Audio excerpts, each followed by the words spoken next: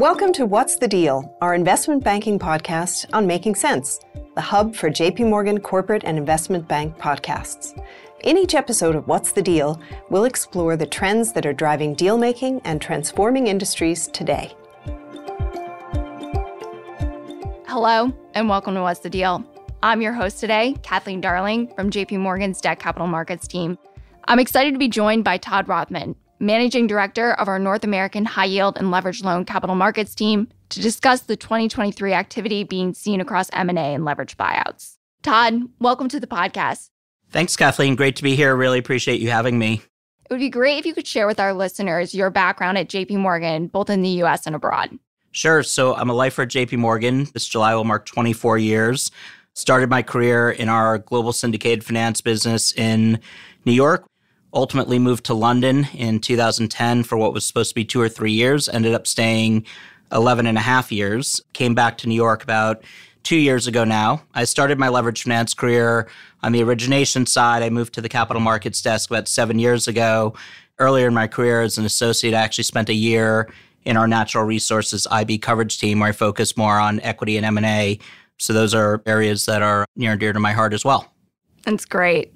Turning to this, the M&A pipeline was quite dismal in the back half of 2022 and through the first quarter of 2023, as we saw uncertainties from geopolitical events, central bank rate policies, U.S. regional banking turmoil, and just an overall economic slowdown, which really put an element of uncertainty into markets. As some of these factors begin to abate, can you talk about the activity you are seeing in the leveraged finance capital markets for both M&A and leveraged buyouts? Sure. So I think before we dive into what the world feels like today, it's helpful to take a quick step back into what the world looked like in 2021 pre-Russia-Ukraine. So if we go back to the 2021 period, that's when we hit a post-financial crisis peak with $105 billion of underwritten loans and bonds in the U.S. market, $141 billion globally. Now, if we roll the clock forward to today, those numbers are roughly $43 billion for the U.S., $52 billion globally. And if you strip out some of the more corporate-style 364-day bridges in there, the amount of paper that's actually going to come to the institutional debt markets is a lot lower than that. So comparing that to the amount of cash that's sitting on the sidelines, it's really a blip on the radar that isn't going to make a dent. The good news for companies who raise capital today for M&A, whether it's LBOs or on the corporate side, is that we are continuing to underwrite new transactions in the modern world that we're living in, whether it was the regional banking crisis earlier this year or any of the other macro events that have taken place. I think the big difference that we've seen in 2023 versus what the world looked like pre-Russia-Ukraine is really the structure of what those deals look like. So the LBOs that we've seen so far in 2023, common themes have been equity checks that have been north of 40%, credit profiles that are more defensive in nature, that the buy side can take a view will be a lot more recession resilient, depending on what your view is on a potential recession later this year or next year. Lower leverage versus what a credit really could support versus where some individual credits had been rated historically. And then ratings are the other factor. Whereas in the past, we would do a lot of LBOs with B3 ratings. Today, it's really been strong single B or worst case mid-single B that we're solving for. Todd, thanks for covering the landscape over the past 2 years. Maybe can we talk a little about what's next for 2023? So in terms of what we're looking for to see momentum change in the way of M&A financing and LBO financing activity, I think there's really two things that management teams, boardrooms, and the buy side are really looking for. One of those is a better feel for the form and the timing of any type of recession, whether that's later in 2023 or in 2024. And the second thing is a clearer path on the actual horizon for when rates stop hiking, when we actually see rates flatten out, and when people can genuinely believe that rates are going to start getting cut. Putting those two things together is really what we need to get more equilibrium between what buyer and seller valuation expectations are. That'll also lead to more robust financing activity that's possible to fund those larger transactions. On a previous episode with Brian Tramatozzi, we spoke about cash balances remaining strong. Do you expect more of these cash reserves to be deployed for M&A, or do you still think there's an underlying cautious tone from both investors and lenders? So similar to what I talked about in terms of underwriting activity, I think the buy side's operating under a similar set of parameters. So I think that the money is out there to fund new transactions. I think really what we're seeing is the buy side pick their spots for the credits that they like, the deals that they feel have been well structured. So cash balances in the high yield market remain quite strong, just under 4%. The loan market technical has gotten a little more challenging, but again, for the right deals, we've seen that market show up in good size as well. Part of what's driving that is what we've seen in terms of CLO issuance this year, which right now is down year over year, $54 billion this year. Last year, we were at $73 billion. When you combine that with the fact that you have a large portion of the CLO market that is continuing to roll past its reinvestment period, we are seeing the availability of dollars and euros shrink from where it has been previously. And that's part of why we really encourage investors and lenders to do two things from an issuer and borrower standpoint. One is for those that need to raise capital, the strong advice is to go take advantage of the money that's available out there now and refinance debt that's coming due, not just in 2023 and 24, but also in 2025 and 2026. Part of that as well, we often talk about new money transactions being new M&A financings, new LBO financings, but what we're seeing in a number of these term loan refinancings in particular is that not every existing lender is capable or willing to extend their maturities and roll into a new deal. And so some of the new money that is available on the sidelines today is being used as part of that refinancing activity. So I think the message is that the loan market will continue to be challenging for larger size in the near to medium term. For the right credits, the market is absolutely there for folks. And I think what this means as well is that also accessing the bond market, also considering to access the European market for credits that aren't just US, but more global in nature, are going to continue to be more important. You opened up the podcast saying 2021 was a notable year for M&A and leveraged buyouts, with many of these transactions being funded majorly with debt.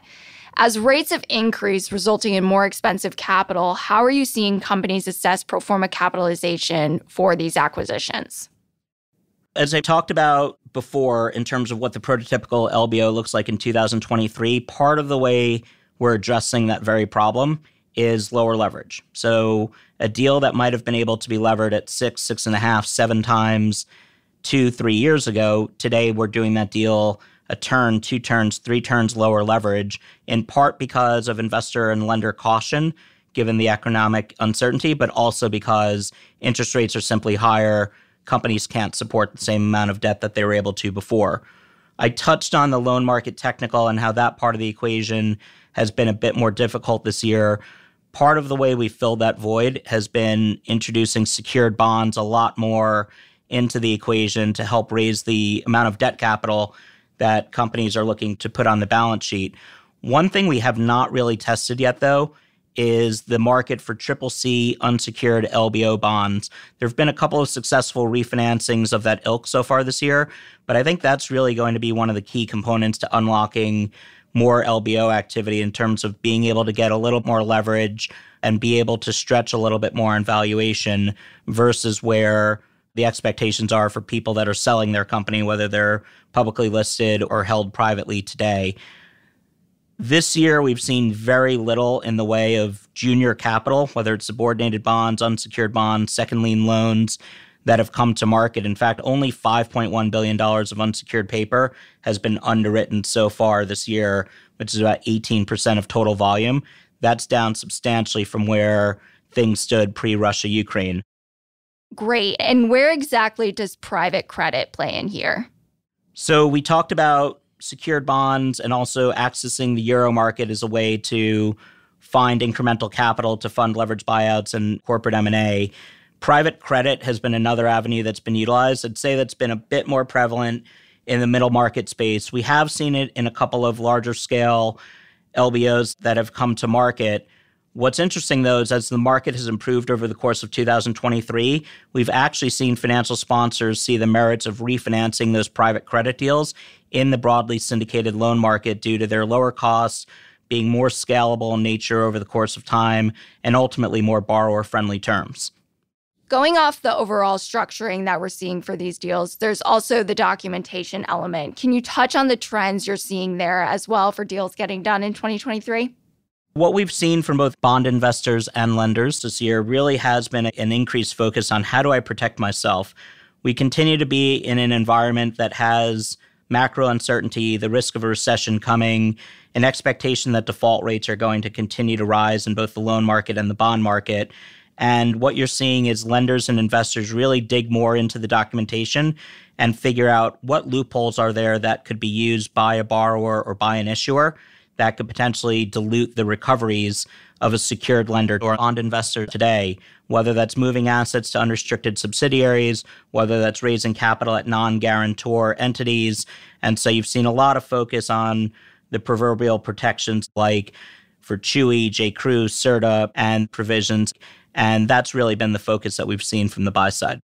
Todd, this has been great. We touched on a lot from M&A, leverage buyouts, documentation, overall structuring, and the trends that we're seeing from 2021 versus today. I think it'll really give our listeners a lot to digest. It was an absolute pleasure having you today on What's the Deal? Kathleen, really appreciate you having me. Thanks for listening to What's the Deal? If you've enjoyed this conversation, we hope you'll review, rate, and subscribe to JP Morgan's Making Sense to stay on top of the latest industry news and trends. Available on Apple Podcasts, Spotify, Google Podcasts, and YouTube. To stay ahead of the curve, sign up for JP Morgan's In Context newsletter, packed full of market views and expert insights delivered straight to you. To subscribe, just visit jpmorgan.com/in-context. This material was prepared by the Investment Banking Group of JP Morgan Securities, LLC, and not the firm's research department. It is for informational purposes only and is not intended as an offer or solicitation for the purchase, sale, or tender of any financial instrument.